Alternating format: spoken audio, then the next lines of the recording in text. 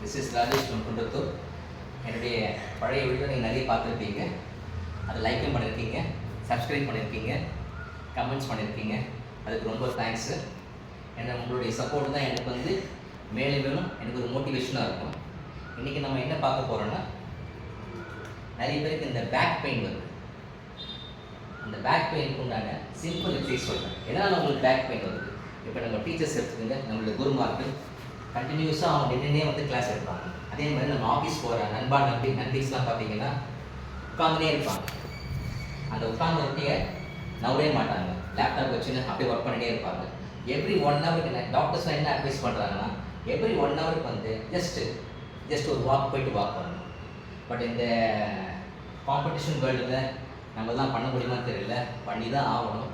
அதுக்கு உண்டான சின்ன எக்ஸசைஸ் சொல்கிறேன். இந்த ஃபார்வர்ட் பெண்டிங் எக்ஸசைஸ். இது பேர் ஃபார்வர்ட் பெண்டிங் எக்ஸசைஸ். ரொம்ப ஸ்லோவாக பண்ணுங்கள். ஆனால் யாருனாலும் கீழே தொட முடியாது. லெக்கை ஸ்ட்ரைட்டாக வச்சுருக்கீங்க, கொஞ்சம் பொறுமையாக பண்ணுங்கள். முதல்ல கொஞ்சம் கொஞ்சமாக கீழே வாங்க பாருங்கள். உன்னால் முடிஞ்ச வரைக்கும் இப்படி தொடுங்க. ஓகேங்களா?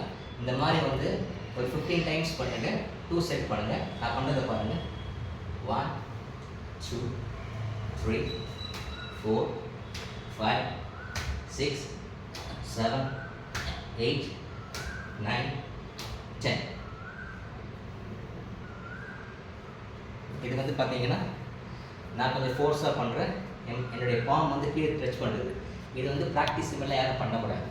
கொஞ்சம் கொஞ்சமாக ஸ்டெப் பை ஸ்டெப்பாக பண்ணிங்கன்னா உங்களுக்கு இந்த லூம்பர் L1 to L5 நம்மளுக்கு பேக் பெயின் வரதெல்லாம் வந்து இந்த லூம்பர் தான் வரும். செல்விக்கு, தொராசிக், லூம்பர், சாக்ரம் அண்ட் பாக்கெட்ஸ், நம்மளுடைய வெர்டிபிரேட்டோடைய ஸ்பைன் ரீஜன்.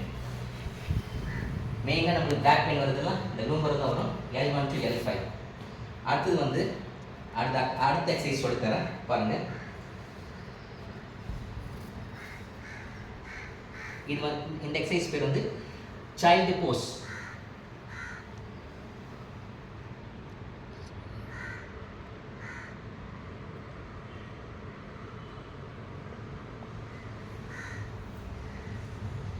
இந்த மாதிரி ஒரு 3 டைம்ஸ் பண்ணுங்கள். உங்களுக்கு பண்ணும்போது இந்த பேக் பெயின் வந்து அந்தளவுக்கு ரொம்ப ரிலாக்ஸாக இருக்கும். நீங்கள் ஒர்க் பண்ணுற இடத்துல ரொம்ப ரிலாக்ஸாக இருக்கும். உங்களுக்கு அந்த பெயினே இருக்காது. இந்த prevention is better then cure. இந்த பேக் பெயின் ரொம்ப சிவியர் ஆகிட்டப்புறம் இந்த எக்ஸசைஸ் பண்ணக்கூடாது. பேக் பெயின் வரத்துக்கு முன்னாடி ஸ்டார்டிங் ஸ்டேஜ் இருக்கும்போது அவங்க இந்த எக்ஸசைஸ் பண்ணாங்கன்னா ரொம்ப யூஸ்ஃபுல்லாக இருக்கும். ஹாய் கைஸ், இந்த வீடியோ உங்களுக்கு பிடிச்சிருந்ததுன்னா லைக் பண்ணுங்கள், ஷேர் பண்ணுங்கள், சப்ஸ்கிரைப் பண்ணுங்கள், உங்களுடைய கமெண்ட்ஸ் பண்ணுங்கள்.